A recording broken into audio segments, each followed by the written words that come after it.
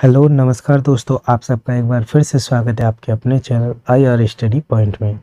मैं लेकर आया हूँ रसायन विज्ञान के बहुत ही महत्वपूर्ण क्वेश्चन जो आने वाली परीक्षा में आपके लिए बहुत ही फायदेमंद होंगे। तो आइए देखते हैं आज का पहला सवाल। पृथ्वी की संरचना में सबसे ज़्यादा प्रतिशत किस तत्व का है? तो इसका सही जवाब है दोस्तों ऑप्शन बी, ऑक्सीजन।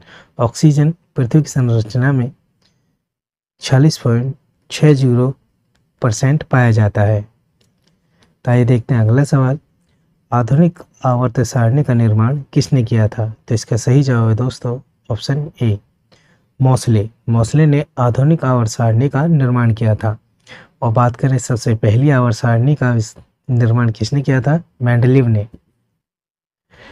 आधुनिक आवर्त सारणी में 118 तत्व का ब्यौरा दिया गया है। तो आइए देखते हैं अगला सवाल। पदार्थ का परमाणु सिद्धांत किसने प्रतिपादित किया था? तो इसका सही जवाब है दोस्तों ऑप्शन बी, डाल्टन ने। अगला सवाल है रेडियम की खोज किसने की थी? तो इसका सही जवाब है दोस्तों ऑप्शन सी, मैरी क्यूरी ने। मैरी क्यूरी ने अपने पति पियरी क्यूरी के साथ मिलकर सन 1898 में रेडियम की खोज की थी, जिसके लिए उन्हें नोबेल प्राइज भी दिया गया। और मैडम क्यूरी एकमात्र ऐसी महिला हैं जिन्हें पहली बार भौतिकी विज्ञान और रसायन विज्ञान में 2 बार नोबेल पुरस्कार दिया गया है। अगले सवाल है दोस्तों, रेलवे पटरियों को जोड़ने के लिए प्रयुक्त होने वाली अभिक्रिया में कौन सा अपकारक शामिल होता है? तो इसका सही जवाब हो जाएगा दोस्तों ऑप्शन ए, एल्युमिनियम। एल्युमिनियम को रेलवे लाइन जोड़ने के लिए प्रयोग किया जाता है। अगले सवाल है द्रव्यमान संख्या किसका योग है? तो इसका सही जवाब हो जाएगा दोस्तों ऑप्शन डी, प्रोटॉन और न्यूट्रॉन का। अगला सवाल, झूठा सोना या मूर्खों का सोना किसे कहते हैं? तो इसका सही जवाब है दोस्तों ऑप्शन सी, आयरन पायराइट्स को। आयरन पायराइट्स गंधक और लौह का यौगिक होता है, जिसे मूर्खों का सोना कहा जाता है। अगला सवाल है इलेक्ट्रॉन की खोज किसने की थी? तो इसका सही जवाब है दोस्तों ऑप्शन सी, जे थॉमसन ने। इलेक्ट्रॉन, न्यूट्रॉन और प्रोटॉन को याद करने के लिए एक ट्रिक है दोस्तों, ईंट पर नाच। इसे इलेक्ट्रॉन जे थॉमसन, पर से प्रोटॉन रदरफोर्ड, न्यूट्रॉन की खोज चैम्सफोर्ड। हम इसे ऐसे याद कर सकते हैं, ईंट पर नाच। आइए देखते हैं अगला सवाल। सोडियम की खोज किसने की थी? तो इसका सही जवाब है दोस्तों सोडियम की खोज की थी हेम्फ्री डेवी ने। हेम्फ्री डेवी ने सन 1807 में सोडियम की खोज की थी और सोडियम का इस्तेमाल ब्लड क्लॉटिंग के लिए भी किया जाता है। तो आइए देखते हैं अगला सवाल।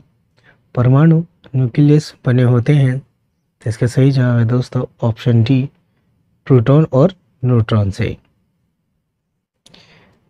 अगले सवाल है अमोनिया का एक गुण होता है।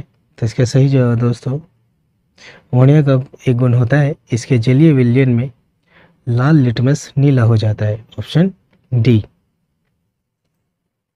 अगले सवाल है पुरानी किताबों का कागज भूरा किस कारण से हो जाता है? तो इसका सही जवाब हो जाएगा दोस्तों ऑप्शन डी, सेल्यूलोज के ऑक्सीकरण से।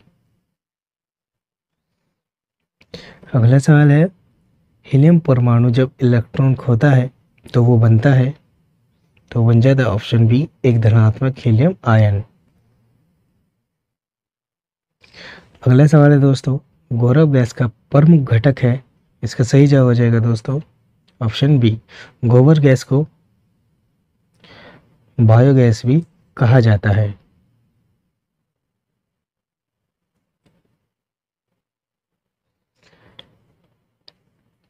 एल्युमिनियम का अयस्क क्या है?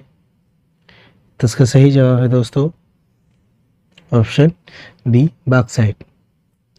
दुनिया भर के एल्युमिनियम का 53% केवल चीन में पाया जाता है, या यूँ कह सकते हैं एल्युमिनियम में अग्रणीय देश क्या है? चीन, जहाँ कितना 53% एल्युमिनियम पाया जाता है। पीतल में क्या होता है? तो इसका सही जवाब हो जाएगा दोस्तों ऑप्शन ए तांबा और जिंक। आइए देखते हैं अगला सवाल। तरल रूप में पाई जाने वाली अधातु कौन सी है? तो इसका सही जवाब हो जाएगा दोस्तों ऑप्शन ए ब्रोमीन। ब्रोमीन तरल रूप में पाई जाने वाली एक अधातु है। पेट्रोल का मुख्य संघटक क्या है? तो इसका सही जवाब हो जाएगा दोस्तों ऑप्शन सी ऑक्टेन।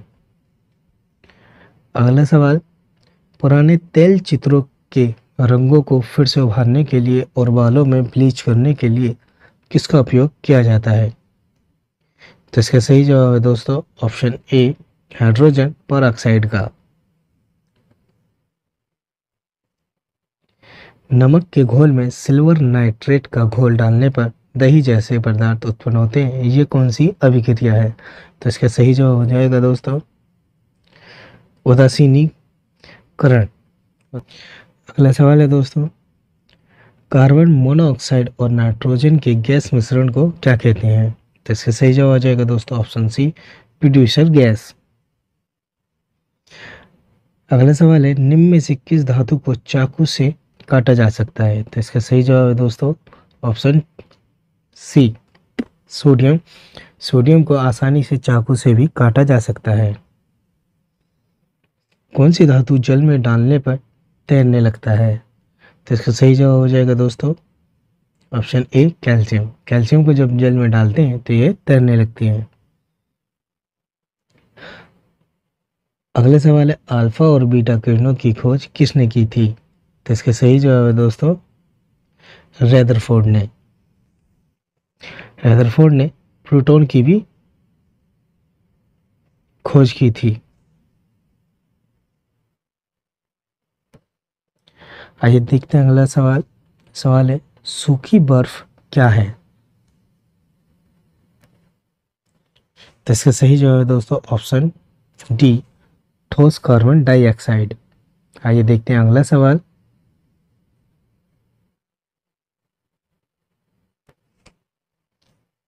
सवाल है, प्राकृतिक रेडियोएक्टिवता की खोज किसके द्वारा की गई थी? तो इसका सही जवाब है दोस्तों ऑप्शन बी हेनरी बैकरेल।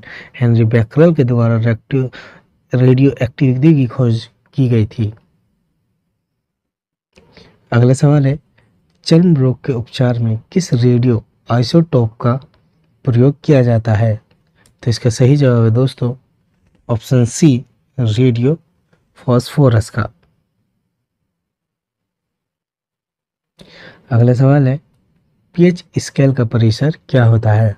तो पीएच स्केल का परिसर होता है दोस्तों ऑप्शन सी 0 से 14। जो 7 से कम के होते हैं वो होते हैं अम्लीय या एसिड, और 7 से ये जो 7 से नीचे के और जो 7 से ऊपर के होते हैं वो होते हैं क्षारीय, ये होते हैं बेस्वाद, और जो अम्लीय होते हैं ये खाने में खट्टे होते हैं। जो 7 तक जिसका पीएच मान होता है वो सब खट्टे होते हैं, जैसे नींबू संतरा, ये खाने में स्वाद, उनका जो खाने में जो स्वाद होता है वो खट्टा होता है, और जो क्षारीय होते हैं ये बेस्वाद होते हैं। तो आइए देखते हैं अगला सवाल। प्लास्टर ऑफ पेरिस किसके आंशिक निर्जलीकरण से बनाया जाता है? तो इसका सही जवाब है दोस्तों ऑप्शन बी जिप्सम लवण से। आइए देखते हैं अगला सवाल। सवाल है, बिना भुजा हुआ चूने का रासायनिक नाम क्या है? तो इसका सही जवाब है दोस्तों option A calcium oxide. Calcium oxide को बिना भुजे हुए चूना कहा जाता है, और इसका रसायन सूत्र है CaO, इसका रासायनिक सूत्र है। तो दोस्तों आज के लिए सिर्फ इतना ही। हम जल्दी मिलेंगे अगली वीडियो में, तब तक के लिए नमस्कार।